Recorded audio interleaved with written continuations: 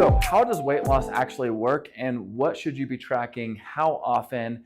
This video is all about answering those questions. And this is coming from someone to share a quick testimonial that I have run the spectrum on my relationship with the scale. I used to worship it, it used to dictate how I felt about myself, my self-esteem, to then I swore off the scale. Then I went back to it and got educated on how weight loss actually works. Started weighing myself every day. I was freed from it. I had a positive relationship with it again, and it was able to take its place in where it was meant to be, which is just a tool. It's a tool to track your progress. And so in the same way that other people recording videos like these helped me, I hope that this video helps you. So let's get right into it. So the first thing that's really important is to define the objective. Are you trying to lose weight, or are you trying to lose fat? In my experience, most people, when they say, I want to lose weight, sure, they'd like to see the number on the scale go down, but ultimately the reason they want to see that is because they want to lose body fat.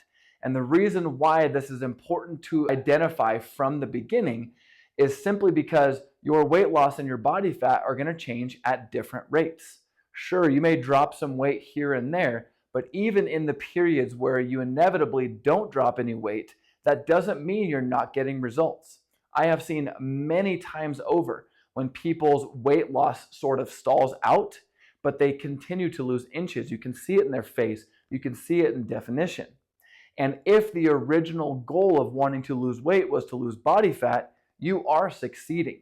And so it's just important for you to keep that in the back of your mind for the times where, again, your weight loss inevitably stalls out, which it will. And by the way, even if you are losing weight from the beginning, eventually you will settle into your ideal body weight, which is most of the time a lot higher than we tend to think it is. For me, I used to think I needed to weigh 185 to be lean and to have ab definition year round. Right now, I sit at about 209 and I have ab definition. So just a personal testament to how off we can be. So just make sure you answer that question. Is it to lose weight, or is it ultimately to lose body fat? Second thing, talking about fluctuations.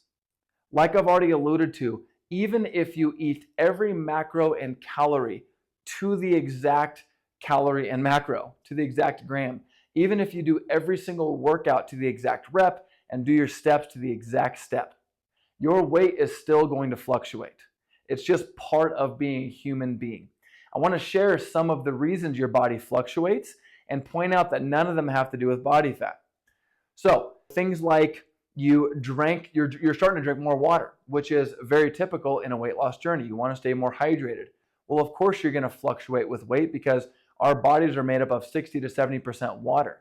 And so when we are fluctuating our water intake, our water weight is going to fluctuate. You drink the same amount of water, but just later in the day. So when you weigh yourself the next day, you're going to be a few pounds heavier. You ate the same amount of carbs, but you ate them later in the day.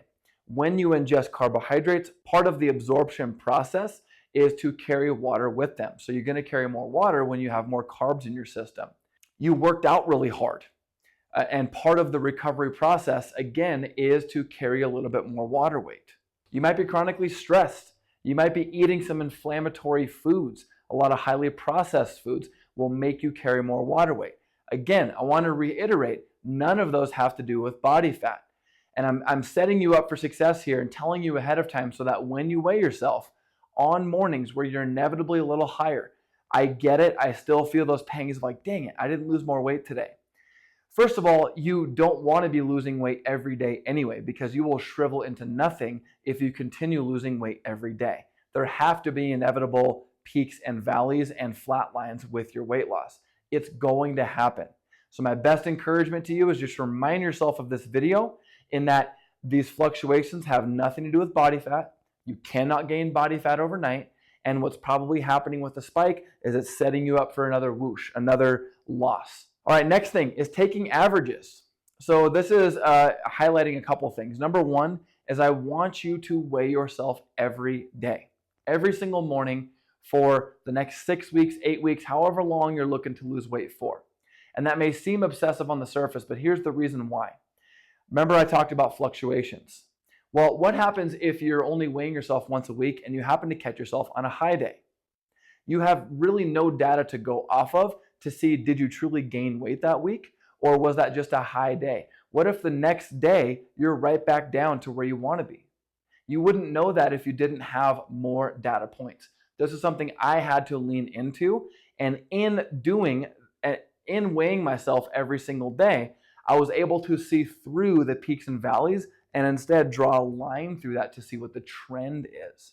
Because do not expect a linear weight loss journey, meaning don't expect to lose weight every single day. Like I already said, that's unhealthy. Like you don't want to lose weight every day. So peaks and valleys are going to happen. What we're after is the trend. Are we trending in the way that we want? The only way to see a true trend is to have more data points. Okay? And so what that does is, what this looks like, you get on the scale, you weigh yourself, the number is the number, you track it either on a piece of paper or in an app like MyFitnessPal, which we'll get into in a second, and then you go about your day. That's it. That's all it has to be. And then at the end of every week, you take an average. On average, are you lighter than when you started? You don't have to be, first of all, okay? Because part of taking averages is, let's say, for example, you lose 0 pounds weeks 1 through 3. But then on week 4, you lose 3 pounds. You average just under 3 pounds lost per week in that month. So even though you lost nothing for the first 3 weeks, doesn't matter because the average is still what matters, okay? So more data points means you can see the trends more clearly. So track your weight every single day, and then take the average every week, and then take the average every month. And then you'll be able to really zoom out and see if your fat loss journey is trending in the way that you want. All right, finally, your action steps. So like I already said, you're gonna weigh yourself every single day, first thing in the morning, after the bathroom. It is the truest measurement you will get all week. Second thing is to make sure that you are tracking it. MyFitnessPal has a really great feature where you can just enter your weight and then it gives you a little graph to show which way it's trending. If you don't like MyFitnessPal, a piece of notebook paper will do. And then again, take those weekly and monthly trends. Reach out with any questions. I hope that helped. We'll see you next time.